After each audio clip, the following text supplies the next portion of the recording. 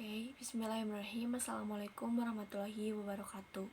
Alhamdulillahirrahmanirrahim. Wassalatu wassalamu ala asrofil anbiya'i wal mursalin wa ala alihi washabihi ajmain. Amma ba'd. Perkenalkan, nama saya Firial Nabila Zahra Zain dari Prodi Pendidikan Teknik Bangunan dengan nomor induk mahasiswa 2000710 kelas A. Nah, di sini saya bertugas untuk menjelaskan kembali tentang ataupun materi tentang pernikahan dan harta peninggalan. Untuk itu, simak baik-baik ya. Jika ada yang ingin ditanyakan, boleh diketik ataupun disalurkan lewat kolom komentar. Oke, yang pertama ada definisi nikah. Nikah menurut bahasa artinya akad dan mengumpulkan. Menurut istilah adalah akad yang memunculkan atau menyebabkan kebolehan hubungan khusus atau hubungan seksual antara lelaki dan perempuan. Yang kedua ada tujuan nikah. Dalam pandangan Islam, menikah dan berkeluarga bukan hanya sekedar memenuhi kebutuhan hidup yang bersifat material, tetapi bernilai ibadah. Islam mengajarkan tujuan nikah adalah membentuk keluarga yang sakinah sebagaimana diungkapkan dalam Al-Quran. Jadi, nikah ini memiliki tujuan khusus, yaitu selain hanya sekadar memenuhi kebutuhan keluarga, nikah juga tetap bernilai sebagai ibadah yang mungkin mensucikan setengah dari diri kita sendiri, sebagaimana yang sudah Al-Quran jelaskan. Nah, sekarang ada persiapan menuju pernikahan. Pernikahan adalah bagian penting dari kehidupan yang akan berimplikasi kepada seluruh aspek kehidupan seseorang, termasuk kepada keturunannya. Masa hitbah sebagai masa untuk mengenal, mempertimbangkan, bisa saja berujung pada keputusan untuk menikah atau melepasnya. Keputusan untuk menikahi calon pasangan apabila terdapat kecocokan dengan kriteria yang diharapkan. Jadi persiapan menuju pernikahan ini banyak sesinya. Maksudnya banyak step-step atau langkah-langkah yang harus kita perhatikan dengan baik-baik sebelum nantinya terjadi ataupun dilaksanakannya ijab qabul ataupun hitbah yang menetapkan pasangan perempuan dan laki-laki itu menjadi suami istri. Nah, selanjutnya yang harus dipersiapkan untuk pernikahan. Yang pertama ada kesiapan fisik, yaitu kesiapan ataupun kesehatan dari diri sendiri, dari pengantin pria maupun pengantin wanita. Yang kedua, kesiapan mental atau psikologis, apakah para pengantin ini ataupun para mempelai ini sudah siap untuk diijab qabul atau belum. Yang ketiga, kesiapan ekonomi, yaitu biaya-biaya ataupun kesiapan biaya yang harus dikeluarkan untuk digelarkannya pernikahan. Yang keempat, kesiapan sosial, apakah keluarga ataupun kerabat dekat sudah merestui ataupun sudah membantu dalam mempersiapkannya. Yang kelima, ada kesiapan agama. Nah, kesiapan agama ini harus benar-benar diperhatikan ya, karena agama ini mencakup suatu ibadah ataupun keterkaitan kita dengan Allah yang Maha Kuasa. Nah, sekarang rukun pernikahan. Yang pertama ada calon, yaitu kedua mempelai wanita dengan pria. Yang kedua ada wali, yang ketiga saksi, yang keempat ijab qabul. Nah, sekarang hikmah dari pernikahan. Yang pertama, menguatkan ibadah. Yang kedua, menjaga kehormatan diri. Ketiga, mendapat keturunan. Keempat, menyalurkan fitrah. Kelima, membentuk peradaban. Hak dan tanggung jawab suami istri. Sebagai pemimpin, suami bertanggung jawab terhadap istrinya. Ia wajib memberikan nafkah, baik nafkah lahir, seperti makanan, minuman, sandang, pangan, dan perumahan, maupun nafkah batin berupa pemenuhan kebutuhan biologisnya. Istri wajib untuk menaati suaminya, memberikan pelayanan, dan menjaga harta yang dihasilkan suaminya. Suami dan istri berkewajiban untuk bekerja sama membina dan memelihara kelanggengan rumah tangga serta bersama-sama mendidik anaknya. Lalu, manajemen konflik dalam keluarga. Apabila komunikasi tidak berjalan dan konflik berlanjut, maka beberapa cara yang diajarkan Islam dalam ditempuh terlebih dahulu sebelum terjadi perceraian. Cara-cara tersebut antara lain, yang pertama saling menasehati, yang kedua pindah tempat tidur, yang ketiga pelajaran yang lebih keras kepada pihak yang dianggap salah, baik suami maupun istri. Yang keempat, minta bantuan anggota keluarga yang lain sebagai penengah. Yang kelima, perceraian adalah sebagai solusi terakhir. Nah, ini penjelasannya. Cerai atau talak adalah lepasnya ikatan pernikahan sehingga pasangan itu haram untuk berhubungan badan.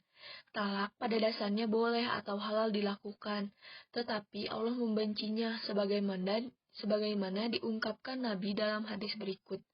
Dari Ibnu Umar, ia berkata, Rasulullah bersabda, barang siapa yang halal tetapi dibenci Allah adalah talak.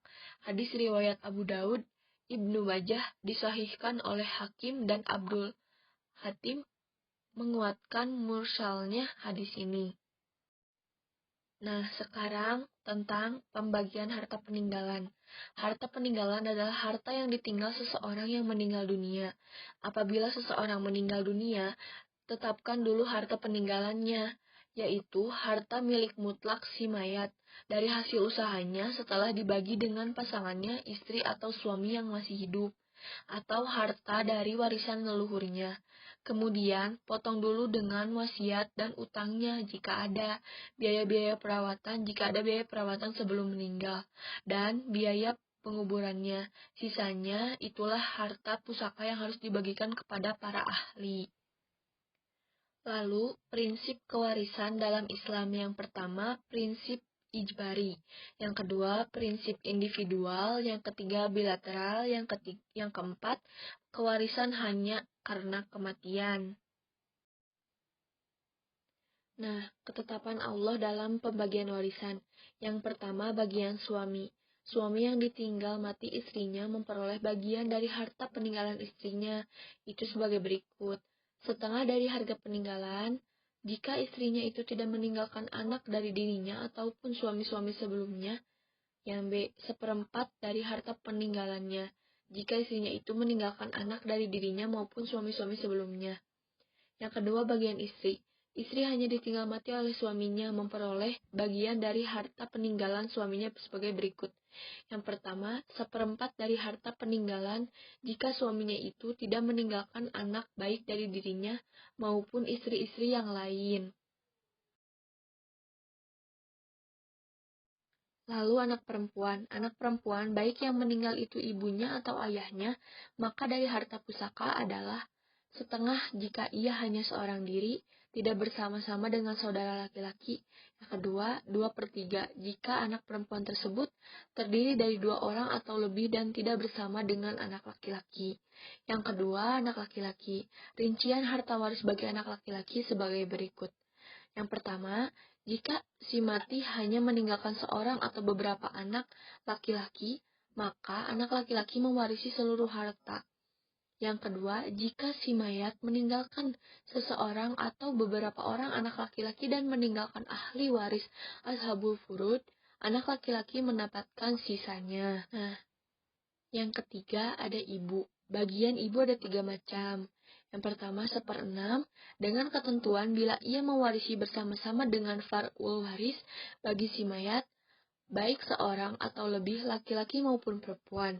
Ia bersama dengan saudara-saudara si mayat, baik sekandung, seibu maupun seayah, atau campuran seibu dan seayah, baik laki-laki maupun perempuan.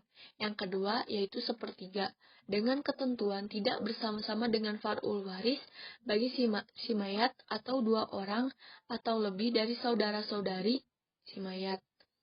Ia sendiri yang mewarisi dengan ayah si mayat tanpa salah seorang suami istri dari si mayat. Lalu ayah. Ayah mempusakai harta peninggalan anaknya dengan 3 macam bagian, yaitu yang pertama 1/6. Dengan ketentuan bila anak yang diwarisi mempunyai far'ul warus, muzakar atau anak turun si mayat yang berhak mewarisi anak laki-laki, yaitu anak laki-laki dan cucu laki-laki pancar laki-laki sampai ke bawah. Yang kedua, 1/6 dan usubah. Lalu kakek. Kakek mendapat atau menduduki status ayah bila tidak ada ayah dan saudara-saudara atau saudari-saudari sekandung atau seayah. Karena itu, ia mendapat bagian pusaka seperti bagian ayah, yaitu 1/6 jika ia mati mempunyai anak turun yang berhak waris yang laki-laki far'u waris muzakar. Yang kedua, 1/6.